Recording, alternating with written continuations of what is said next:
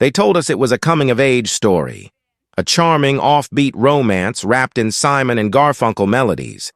But what they didn't tell us was that everything behind the camera was darker than fiction. Because while Benjamin Braddock hesitated by the pool, real-life scandals were boiling just beneath the surface. Affairs, obsession, mental breakdowns, a director who manipulated his stars, and a leading lady whose life was never the same. This isn't the version they teach in film schools. This is the real story, buried under studio silence and washed-out film reels. Welcome to The Graduate, 1967. Exposed. 5 shocking secrets you were never meant to know. Fact 1. Misfit casting. He was too short, too Jewish, too New York. At least that's what Hollywood said. When director Mike Nichols cast Dustin Hoffman, an unknown stage actor from the East Coast, the backlash was swift. Studios wanted Robert Redford, tall, blonde, the golden boy. But Nichols saw something else in Hoffman. Desperation. The irony? Hoffman thought it was a prank. He showed up to the audition in his roommate's borrowed clothes, tripped over a chair, and spilled coffee. Nichols loved it. He said, "That's Ben." But casting Hoffman was a gamble, one the studio didn't want, one that nearly got the movie shut down before it began. Fact 2. Legacy curse. Anne Bancroft was only 36, just 6 years older than her on-screen affair. But after the film's success, she couldn't escape Mrs. Robinson. People whispered it in restaurants. Journalists asked about seducing young men. She once said the role made her immortal and invisible. Because no one saw her anymore, they only saw the predator. Worse. The studio didn't want her at first either. She had to prove she could be cold and terrifying. The role gave her fame, but it also cursed her. Fact 3. Soundtrack rejected. Imagine The Graduate without The Sound of Silence. It almost happened. Mike Nichols begged for the duo's music, but Columbia Records refused. They didn't want their hottest folk act tied to some weird sex movie. It wasn't until Nichols played an early cut of the film over the phone that Paul Simon relented. Still, Simon wasn't inspired. He offered a leftover track called Mrs. Roosevelt. Nichols misheard it and said, "Perfect. Let's call it Mrs. Robinson." And that's how a miscommunication created one of the most iconic movie songs of all time. Fact 4. Haunting ending. The church, the wedding, the scream. Benjamin crashes the wedding and runs off with Elaine. It's joyous, right? But watch their faces on the bus. It's not triumph. It's terror. That wasn't in the script. The actors weren't even told the camera was still rolling. Mike Nichols let the moment linger. What was meant to be a happy ending became a haunting question. What now? That one unscripted shot changed the meaning of the entire film. Fact 5. Director manipulation. He was a genius. He was also ruthless. Mike Nichols pushed his cast to the edge. He filmed Dustin Hoffman's most awkward scenes over and over until he cried off camera. He refused to let Anne Bancroft and Hoffman meet before filming their first bedroom scene. Why? To preserve the discomfort, the fear. Nichols even fed lines off set to trigger real reactions, especially in scenes of confrontation. It worked, but it broke people. One crew member said, "It wasn't directing, it was psychological warfare." Fact 6. Cold chemistry. Dustin Hoffman and Catherine Ross didn't click.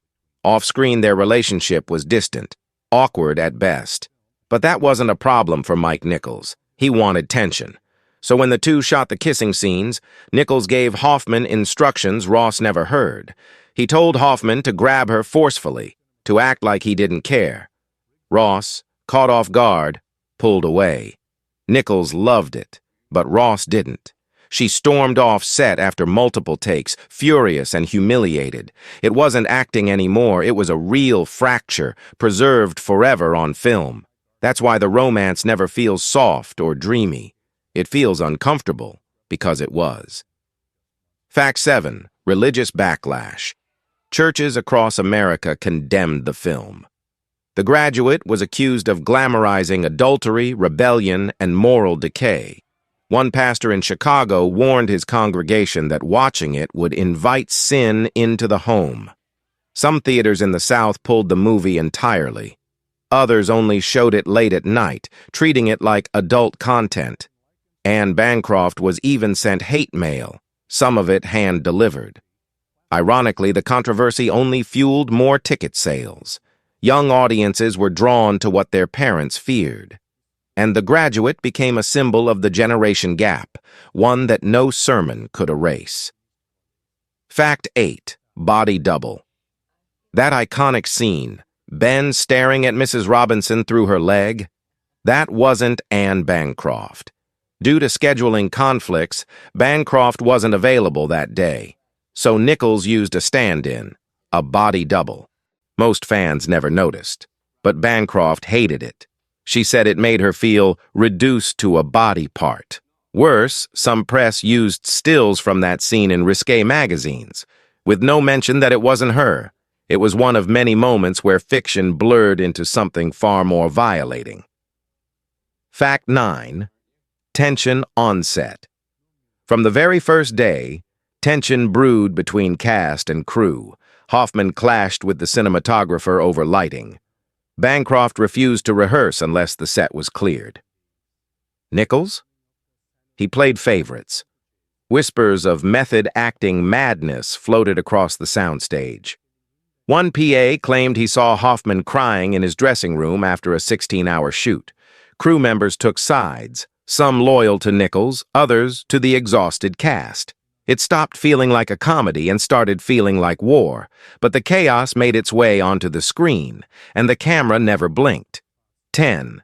Censored nudity. The original cut had far more nudity. Early versions of the hotel scenes showed more skin, especially Bancroft's. But censors pushed back. They claimed it violated decency codes and risked an R or even X rating. Nichols fought, but ultimately lost. He was forced to trim scenes, soften dialogue, and cut close-ups. Ironically, those cuts made the film more suggestive, not less. Imagination filled the gaps, and that subtlety made The Graduate feel more taboo, more dangerous than if it had shown everything. Fact 11. Dangerous stunts. The scene where Benjamin runs through the glass doors of the church? It wasn't fake. Dustin Hoffman actually slammed his body into real glass. Why? Because the prop doors didn't arrive in time. Nichols decided to shoot anyway, telling Hoffman, "Don't worry, it's safety glass." It wasn't. Hoffman gashed his hand and nearly fell. The scream you hear in that moment? It's real. The blood? Also real. But instead of cutting, Nichols kept rolling. It was a one-take moment that landed Hoffman in urgent care, then back on set the next morning. The studio never reported the incident. Insurance? Not even filed. To this day, Hoffman refers to that take as, "The moment I realized film isn't safe. You thought you knew The Graduate. A clever satire, a quirky love triangle, a cultural landmark. But beneath the surface was something far messier, a film built on pressure, pain, paranoia, a director who manipulated, actors who bled, and a legacy soaked in shadows. It changed cinema forever. But at what cost? Every scene you loved came from a place of discomfort.